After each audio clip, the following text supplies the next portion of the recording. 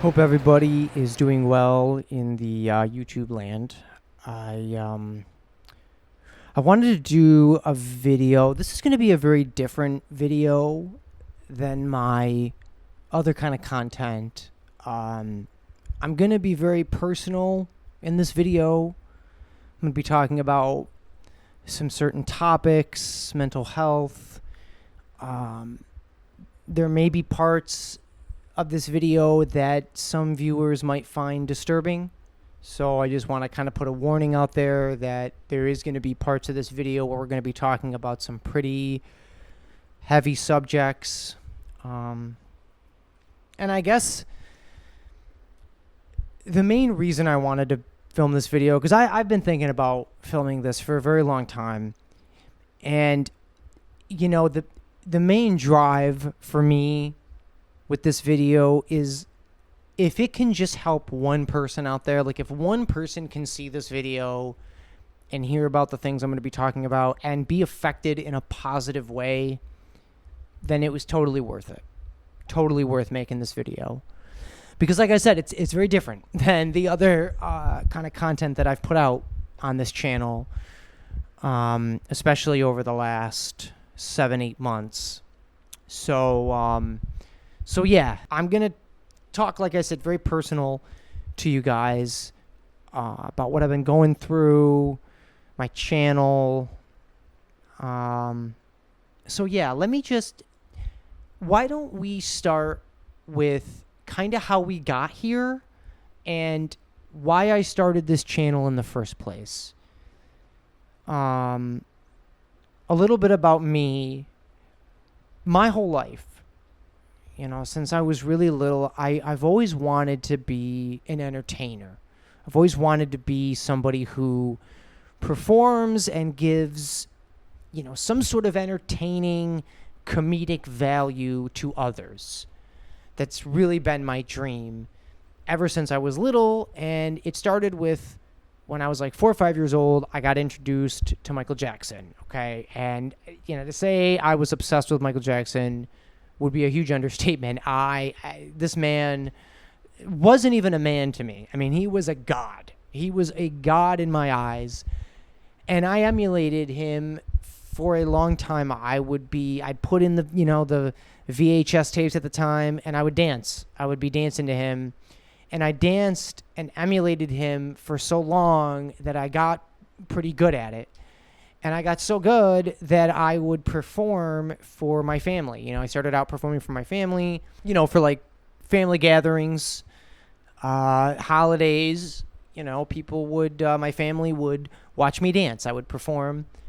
And then my parents ended up getting divorced and we ended up moving. And I met some new friends. Most of them were girls. And they would throw these dance parties. And I would dance at the dance parties and dance for them and everything. And then I even performed on stage in front of all my peers. Yes, as cringy as that sounds, with all the gear on, I did that. I danced.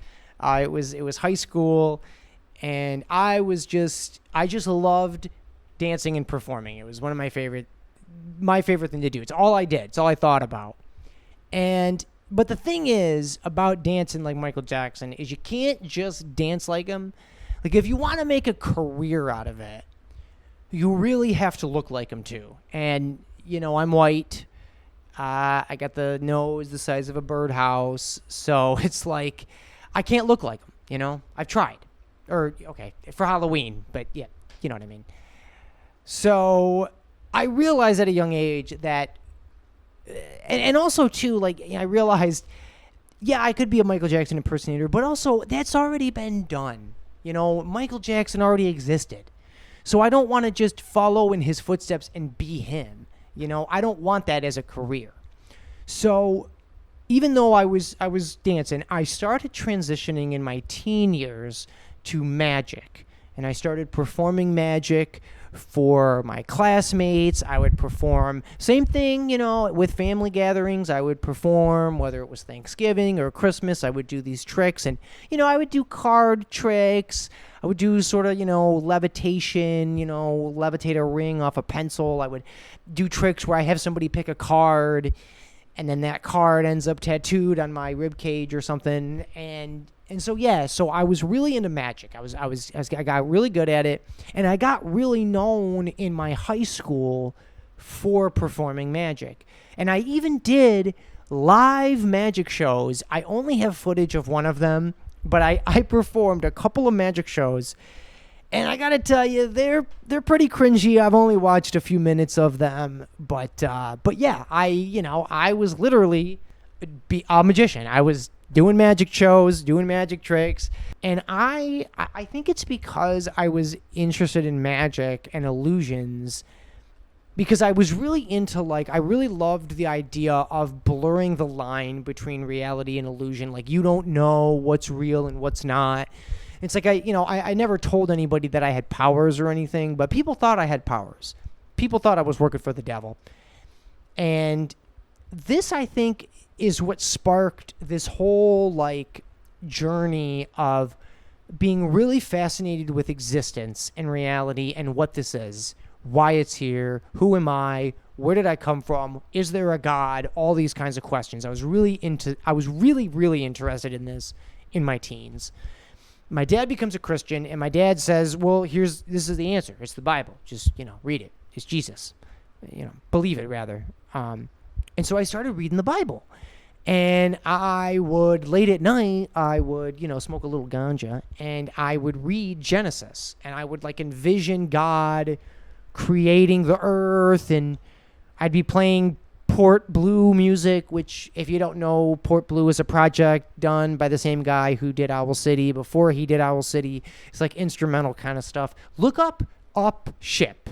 I used to listen to that and read the Bible, read the Genesis, and envision God doing his thing.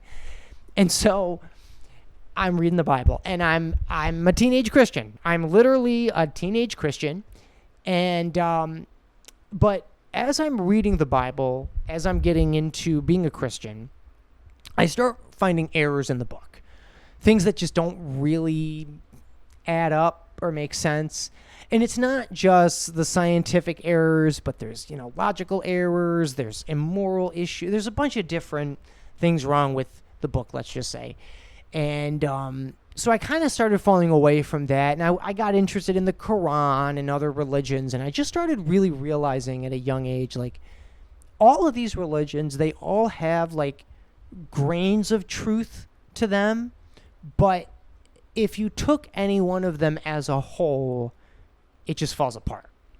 So I kind of started veering away from religion, but at the same time, I was also starting to consume psychedelics, mainly LSD and psilocybin mushrooms.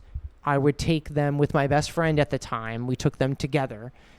And, if you've ever taken psychedelics, it's very psychoanalytical. You're realizing what a horrible person you are and how you treated this person and how this person felt when you were saying this to them and why you are the way you are, why your parents are the way they are. And you're just kind of going through a lot of psychological traumas that you have. But once you get past all of that, it's almost kind of like a doorway opens and you start getting insights and different perspectives on reality. And, it goes beyond language and everything. And I started consuming these psychedelics in really high doses. And I also started consuming them in high doses by myself. And I would take, psilocybin mushrooms or LSD, and I would just, like, study the experience. I would just, like, what is this? What am I? What is reality? All that kind of stuff, what the meaning of everything is. I was just obsessed with what reality is. I wanted to know, like, what is this? Like, forget the question of what happens after death. Where was I before I was born? Like, that kind of stuff. I'm just fascinated with. And so I just start almost veering away from my dream of becoming an entertainer. As the years went on, I had always been a big fan of stand-up comedy. When I was younger, Comedy Central was booming, and they would play stand-ups all the time. They had their comedy half-hour specials, And I was really big into stand-ups. You know, Kevin James, I remember I loved. Ellen DeGeneres had some good stand-ups. Jeff Foxworthy, you know, when he did the comedy Blue Collar Tour or whatever. Bill Inval, all those guys. I loved watching those guys. Even Dane Cook to some extent. You know, like a lot of his earlier work I found pretty funny at the time. And so this I just wanted to, I was really thinking about doing stand-up comedy. And the thing that really did it for me is I saw this documentary called I Am Comic. And it's basically a documentary done by these two comedians, Rich Schneidner, I think his name is, something like that, and this other comedian. And they basically went and interviewed a ton of comedians. I mean, everybody from Sarah Silverman to Jeff Foxworthy to Louis C.K., Bobcat Goldthwait, whatever his name is. Not Bill Cosby. They didn't ask him to be in it. And this documentary basically kind of talks about what it takes to be a stand-up and how to get started in stand-up and what it's like to be in the comedy scene. And I fell in love with comedy. Like I was already a fan of stand-up comedy. But after this documentary, I was just like, oh my God, I want to be a stand-up comedian. This is what I'm going to do. And so I you know, it took me a little bit of time, but I got the courage and I went to a local open mic. It was at one of my local comedy clubs.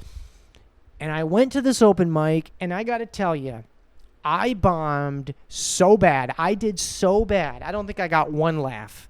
It was so bad that it traumatized me, and I didn't try stand-up again for a whole year. An entire year went by before I went back to try it again because it was just, I mean, if you've ever tried stand-up, you know that it can be very daunting going up on stage, especially your first time, because you don't realize how bright the lights are and how difficult it really is to do that art form. But I still had the bug. I was still thinking and itching to do it.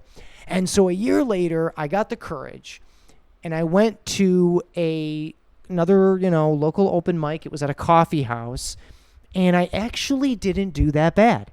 I got a couple laughs, got to know some of the local comedians, and I just fell in love, and I'm just like, this is what I'm going to do with my life. I'm going to be a stand-up comedian. And so I did stand-up. I was committed to stand-up for like 3 to 4 years. I was doing it. And, it would basically consist of I would go to my 9-to-5 job. I would come home, get changed or whatever, go out to wherever the open mic was, go out to the city. It could be in a coffee house. It could be at a comedy club. It could be a freaking laundromat.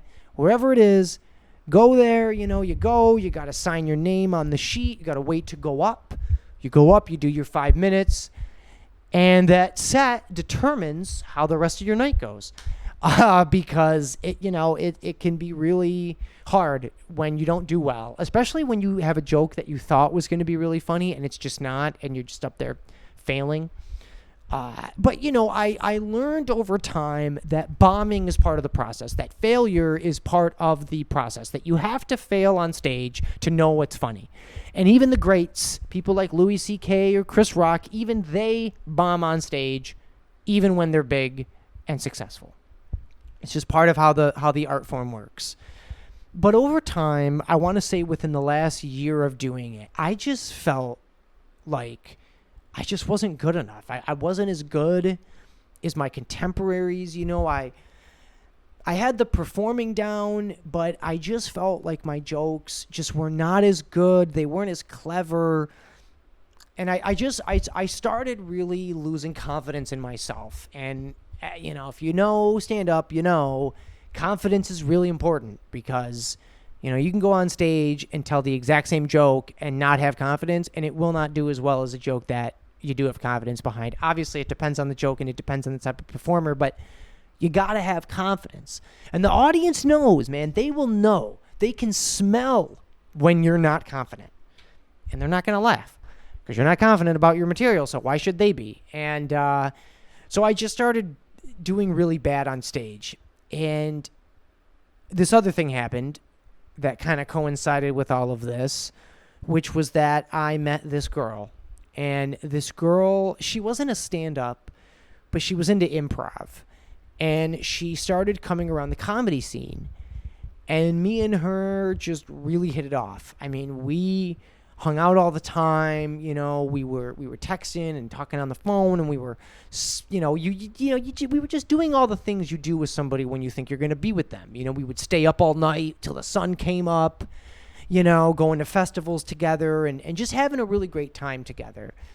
And so I was under the impression that it's just a matter of time before we date and be together. And then out of nowhere, she starts dating another comedian. And not just another comedian, but my best friend at the time. And I don't know if you guys have ever dealt with something like that, but it's not like anybody knew. Nobody really knew how I was feeling. So I couldn't really tell anybody. I couldn't really talk about it because, I mean, what am I going to say? Like, oh, I thought you were going to be with me. You know, you're supposed to be with me. Like, what? That's weird. I'm not going to do that. So I kind of just had to like internalize all of this. And it was really hard. I was already losing confidence in myself as it is, but now I have this going on, and it's just like a double whammy of torment and torture.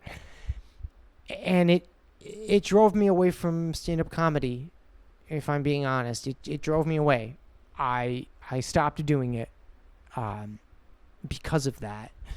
But the silver lining is, in the midst of all this going on, before I quit, I had already been on YouTube. I was big into, obviously, everyone's on YouTube, right? And I started noticing that YouTube wasn't just, you know, the platform where you upload your videos or whatever. Like, it was becoming like a new entertainment frontier. You know, like, people were making careers out of being a YouTuber. And, you know, I already have a background in video editing, video production. So, like, I was just, oh, my God, I could be a YouTuber. That's what I could do. You know, I've already been building up this comedic style I have. And so this will be a great, I could transition to YouTube. And so as I quit stand-up, I start this YouTube channel. August 2016, started this channel. And I started producing content. You know, I started making videos. I did videos on the presidential debate at the time. I did videos on No Man's Sky, videos on how to be happy, videos about religion.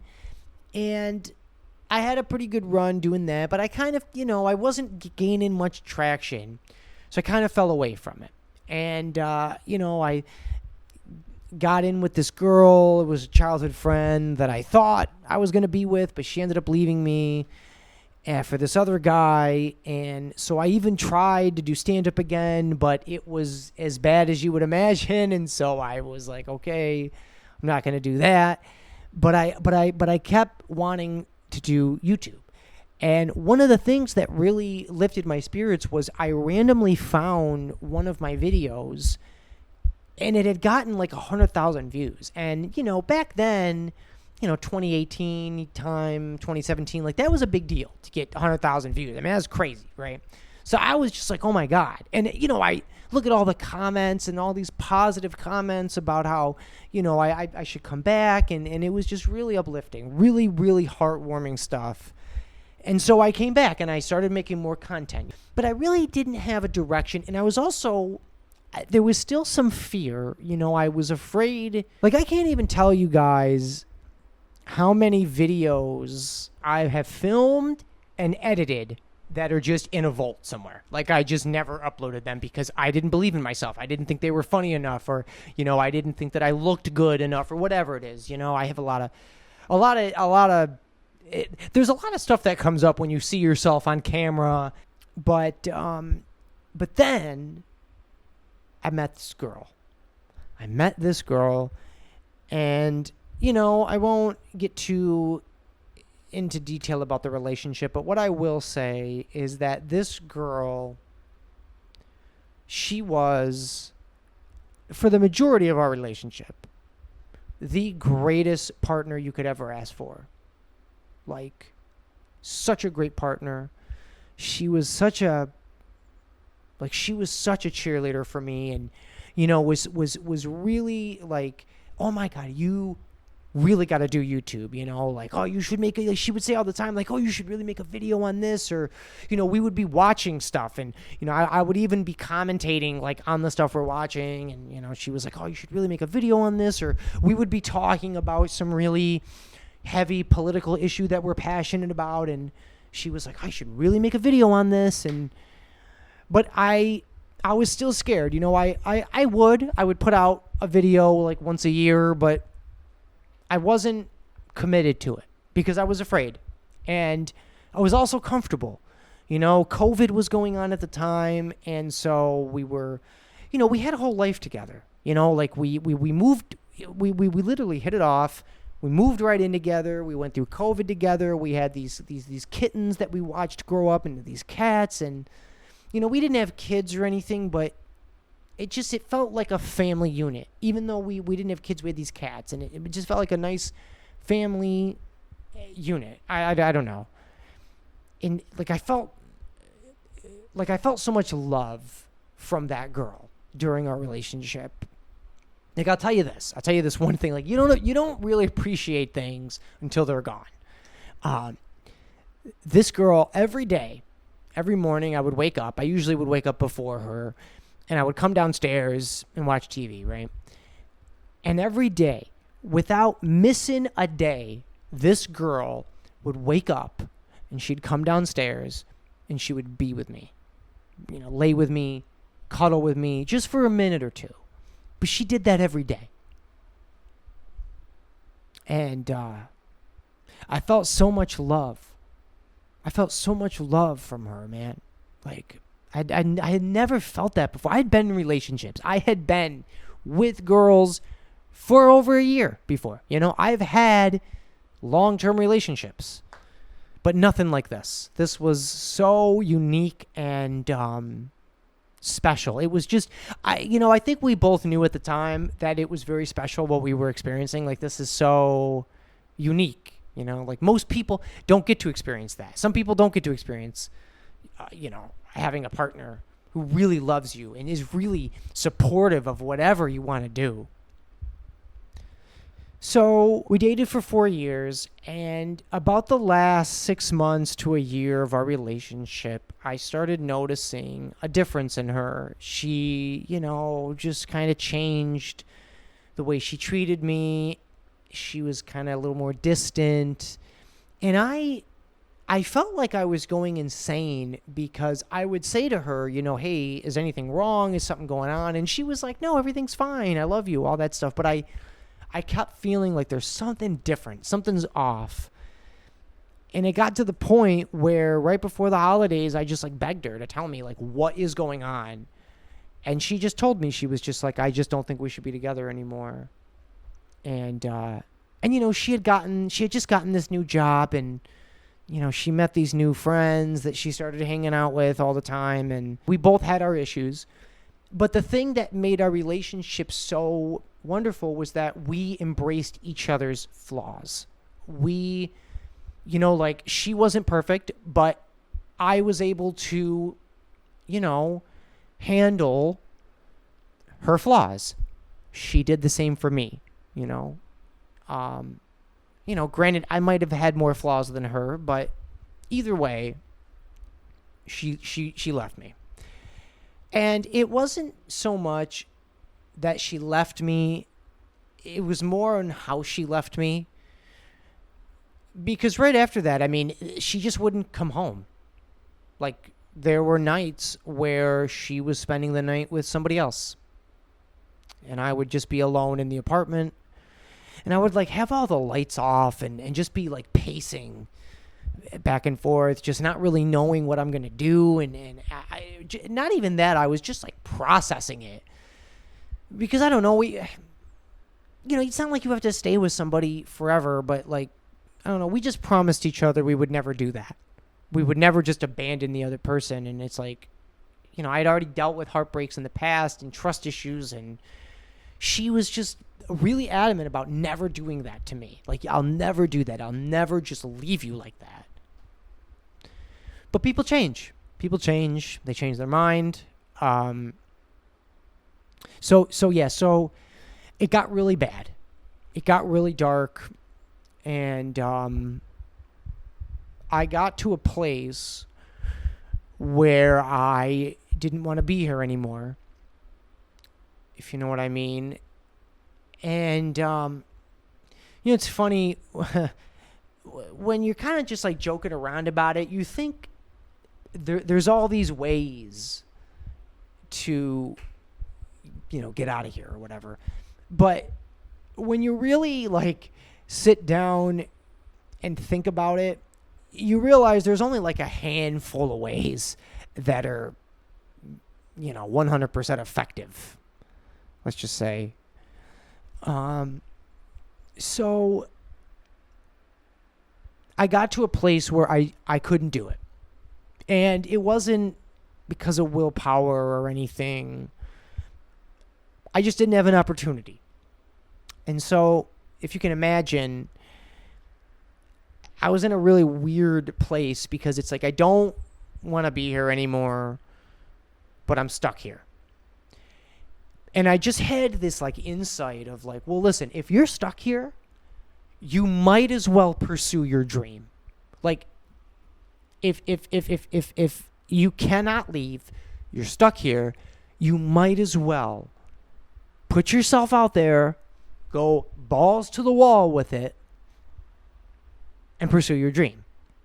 I just started cranking out content on this channel. I started with reaction stuff because that's kind of all I had at the time, and I already loved watching like cringe videos and stuff. So I was like, let me do content on that, And I did No Man's Sky content, and I did Michael Jackson tutorials, and I did all this kind of content, experimenting with different stuff.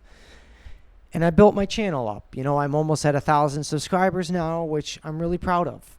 And I've really put myself out there. I know it may not seem like it, but I've made more content in the last 7-8 months than I've ever made. And like I said, I've grown my channel a little bit. So I'm happy about that. I'm thankful. I realized that I've dissected it enough to know that the feeling of wanting to die, it's not that I want to die. Because I love life. I love being a human being and being able to, eat good food and like a cheesecake and have experiences and relationships. And there's so much wonderful things about this existence and this life. So don't get it twisted when I said I wanted to die, because I don't think that's really what it is. What I think it really is that there's a part about life, there's a part of life that you want changed, that you wish could be different. And you feel like you can't change it. There's nothing you can do to change this really important aspect. And so the only solution is lights out. I don't want to make her out to be a bad person, because she's not a bad person. She's not. I was with her long enough to know she's not a bad person. I just didn't see that side in the end of our relationship. But that's okay. Part of me thinks like I deserved it for some reason, I mean, again, like at the time it's like, God, why did you do this? Or, why is this in my life? And then after you've been through it and you look back, you're like, oh, wow, that actually was the best thing that ever happened, because it set me up for the next chapter in my life.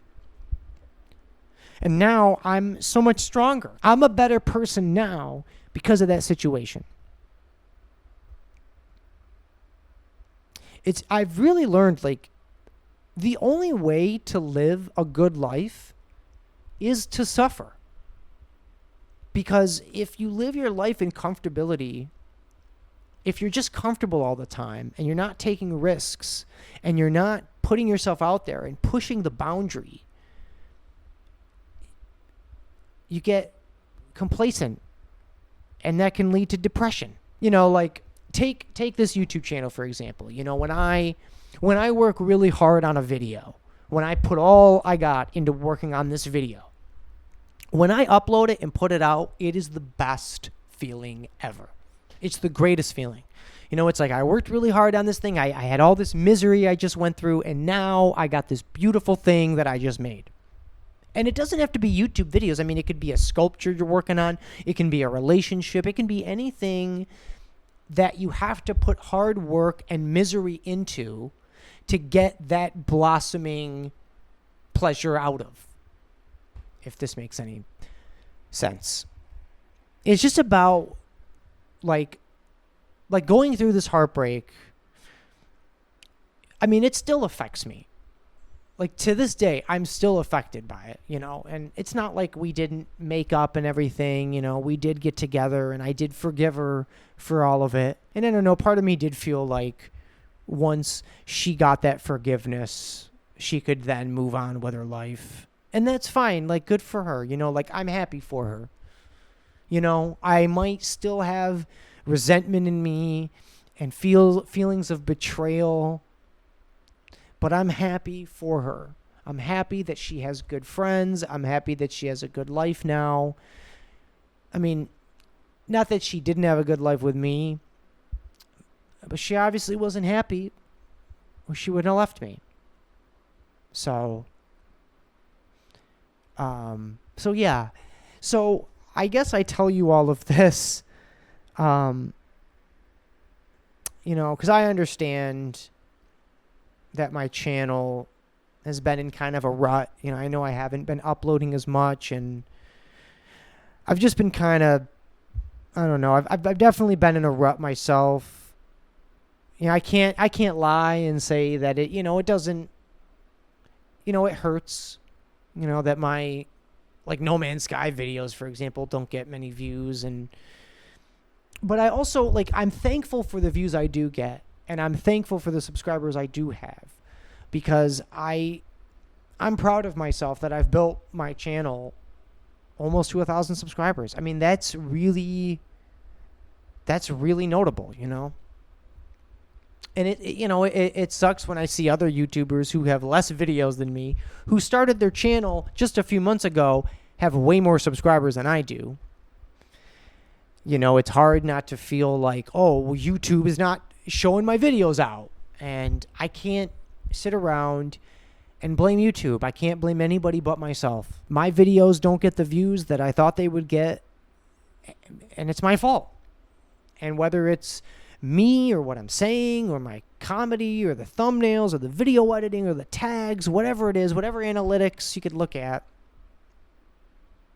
I have to just keep grinding and keep going.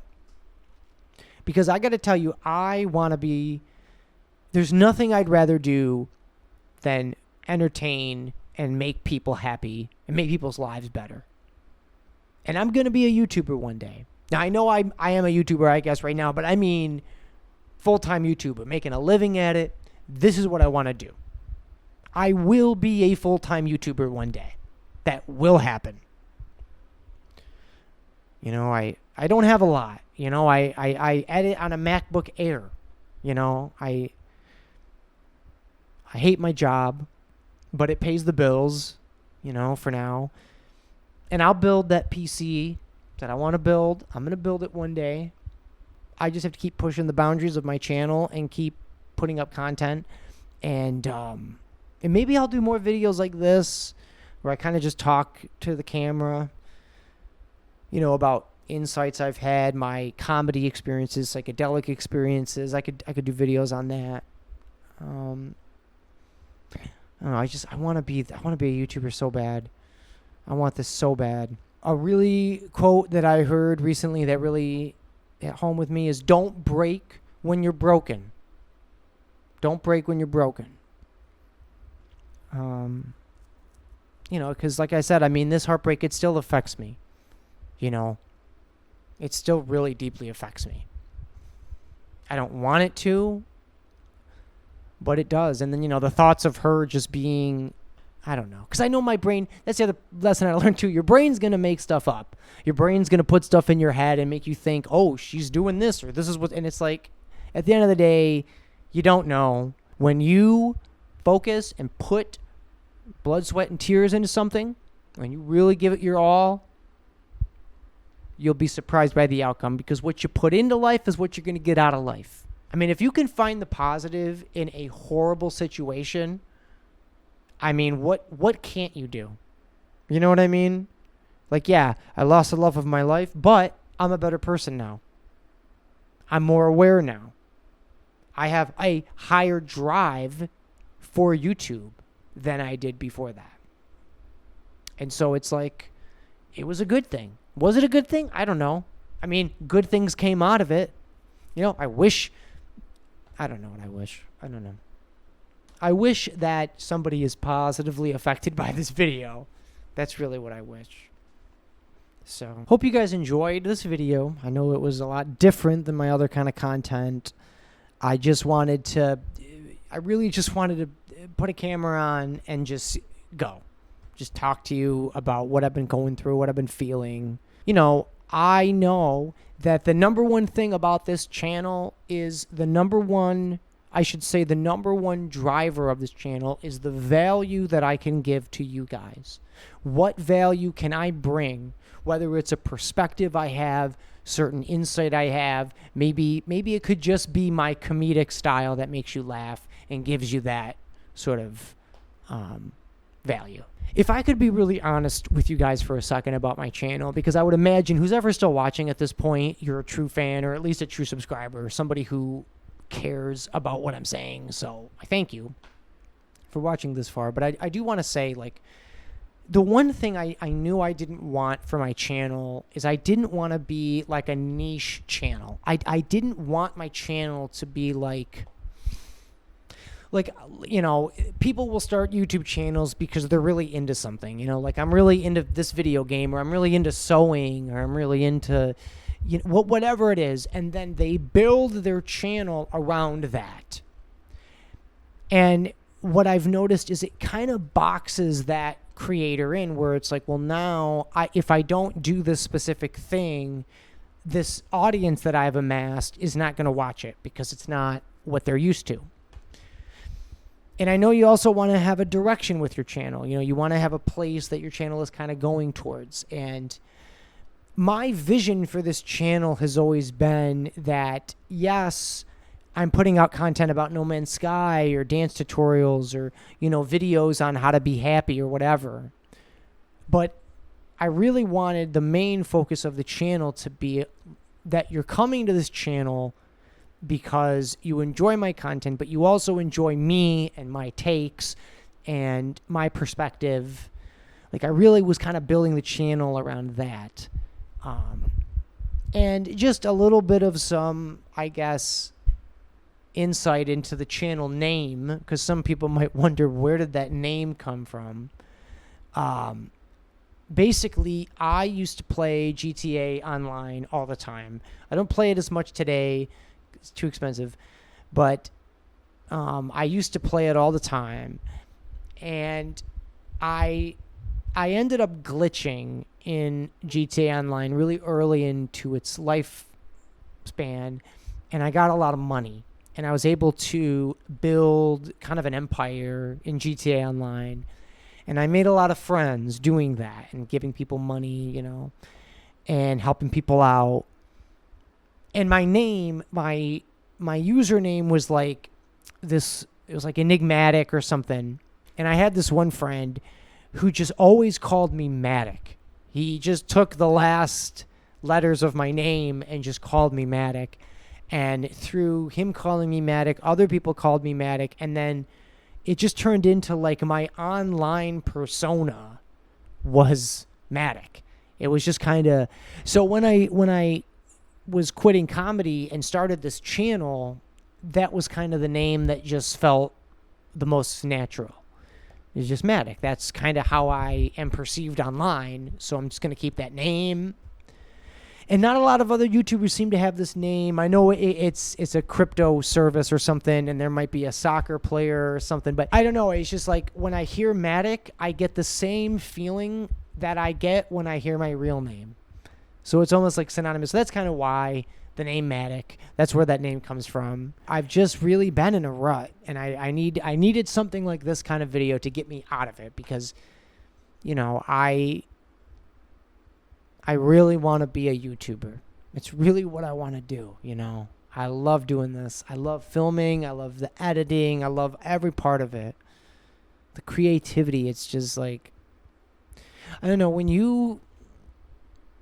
you've had a dream inside of you since you were really little, and you're an adult now, and you're not doing that for a living, it's soul-sucking. It's, you're on the verge of, you really are on the verge of death. I mean, it's just like, your life just feels pointless. And listen, I'm not trying to say that 9-to-5 jobs are bad, because there are plenty of people who enjoy their 9-to-5. And you don't have to have a 9-to-5 anymore to really make a living. I mean, there's other ways, but you really want to be enjoying what you're doing for a living. I think that's definitely one of the keys to happiness, is enjoying what you're doing for a living. And I think part of that too is how it affects other people. You know, the change that you can do within whatever field you're in, whether you're a doctor or a neurosurgeon and you're helping people with nerve issues, or you're a therapist, or, you know, you're even a bus driver. Just anything that you're doing, if you're enjoying it and you feel like you're making a difference in the world, it's one. I'm telling you, it's one of the keys to happiness. And I'm trying to get that key. I'm trying really hard. Because like I said, it's just, there's nothing else I'd rather do. Nothing else I'd rather do. And I'm not going to stop. I'm never going to stop. I'm going to keep going. I'm going to be a YouTuber one day. Full-time YouTuber. You know, if you have a dream, follow that dream. However you can. Whether it's, you know, especially when you're young. Do it when you're young. Because, you know, when you get older, it's harder. Because you got a job. I got to go to this job every day that I don't want to go to and deal with this heartbreak. It's like, and alone. You're doing it alone. You know, it's hard. It's really hard. But I think that I've developed a good enough psyche where I can, you know, be a lot more positive now than I was when this was all going on. Thank you. Thank you for watching. Thank you for getting to this part of the video. I really appreciate whoever you are. Just thank you. And, you know, leave a comment. Let me know what you think of the video. Let me know if you have anything that's insightful that could help others. Put it in the comments section. And yeah, just thank you so much. And I hope, you know, if you are dealing with something, you know, I hope that it gets better and that you improve from it, because I really believe that's what all these problems are. You know, you ever notice you never not have a problem? You always have problems in your life. When you solve one, another one shows up, and it's kind of just how life is, you know. It's all about solving problems, and in the process of solving those problems, becoming a better person, becoming a better human being, becoming a better you. Because only you can be you. All right. I'm getting very emotional, motivational at the end of the video here. Yeah. So thank you for watching. And I'll see you in the next one.